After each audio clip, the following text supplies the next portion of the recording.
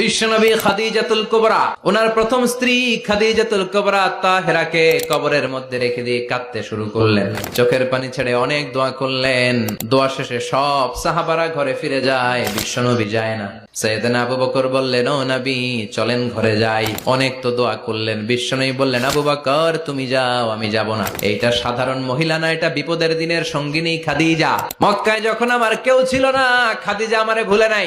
এই একটাই মহিলা, যেই মহিলাকে আল্লাহ আরশের উপর থেকে সালাম দিয়েছে, মহিলাটার নাম খাদিজা। আল্লাহু আকবার। আমার সব সন্তান আল্লাহ খাদিজার পেট থেকে দিয়েছে। ফাতেমাতুজ জোহরা খাদিজার মেয়ে, জাইনাব খাদিজার মেয়ে, উম্মে কুলসুম খাদিজার মেয়ে, রুকাইয়া খাদিজার মেয়ে, আবুল কাসেম বিশ্বনবীর ছেলে খাদিজার ছেলে, আব্দুল্লাহ যাকে তাইয়্যিব এবং তাহের নামে আমরা চিনি, সেও খাদিজার ছেলে। সুবহানাল্লাহ। ও আবু বকর, আমার এই কলিজার টুকরা প্রিয়তমা খাদিজারে রেখে দিয়ে কেমনে বাসায় যায়? তুমি যাও।